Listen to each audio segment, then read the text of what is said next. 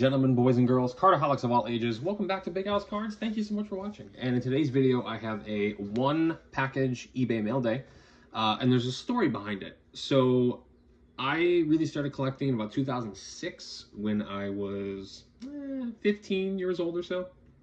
And the first time I really remembered getting super into the hobby and trading on online forums was 2007 when Daisuke Matsuzaka was a huge hobby hit, right?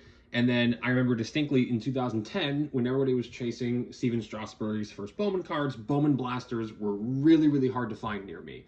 So I really wanted those things. Now today, fast forward to 2023, I've been able to afford some of those cards that I considered untouchable at that age because I really didn't think I'd ever have the money or the ability to get it.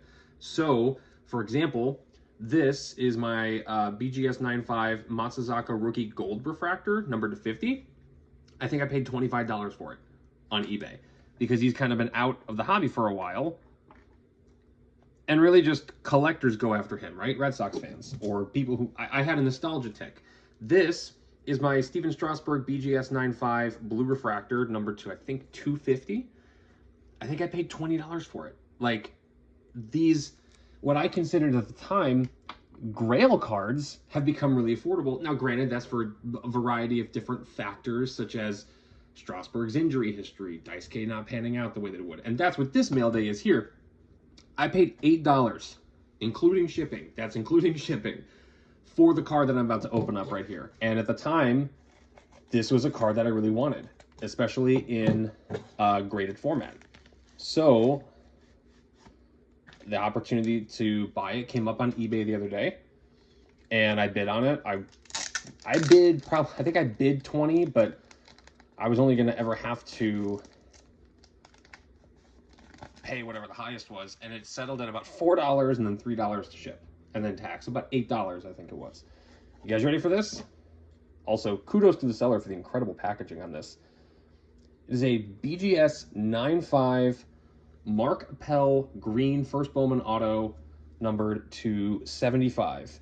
Now again, you're probably thinking, why on earth are you buying Mark Appel cards? At the time in 2014, he and Chris Bryant were all the hobby could talk about. Mostly Chris Bryant, but Mark Appel was also on that list because everybody thought he was going to be the next big pitcher. Welcome to prospecting, right? It doesn't always work out the way that you want it to. And when it doesn't, if you are a nostalgia person like me, you can go back and get some of this stuff for cheap. Again, that Appel was $8, Strasburg $20, Daisuke $25. Like, there are some steals out there. I also wish that people would realize that nobody's buying Jabba Chamberlain and they would lower their prices, but that's just me being a bitter Yankees fan. So, if there's something that the point of this video, not just to show the Appel, but if you are interested in cards from like a couple years ago that they were unattainable for various price ranges, whether they were Grails at the time or something that everybody wanted, go back and get it. Like, I can't wait for 10 years from now and I can go buy a Jason Dominguez first Bowman auto for dirt cheap because he doesn't pan out. That's just me being that kind of guy. But I mean, I might go after a Gordon Beckham first auto. Like, I'm dead serious. I know those don't hold a ton of value per se, but those are stuff that's going to stick with me because they remind me of what everybody was chasing back in those days.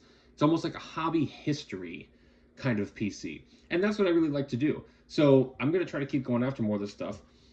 If there's a card that you have been interested in for a number of years, go back and look at it. It might be cheaper, especially if it's something like this.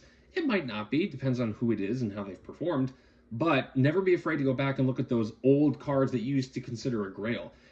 And this isn't even vintage. So I don't want you to say when I say old card, it's not vintage, right? 2007 is not vintage.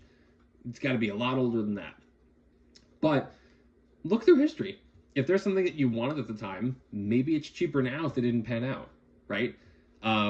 So that's kind of what I do with a little bit of my PC stuff. So that's the point of this video. And I hope that you take this and go search eBay and try to find stuff that you may not have been able to afford back then, and now you can. Again, Mark Appel stuff is dirt cheap if you're interested.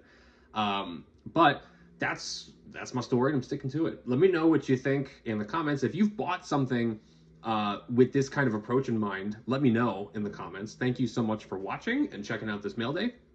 Please leave a like, subscribe, stay tuned for more videos, and until next time, bye-bye.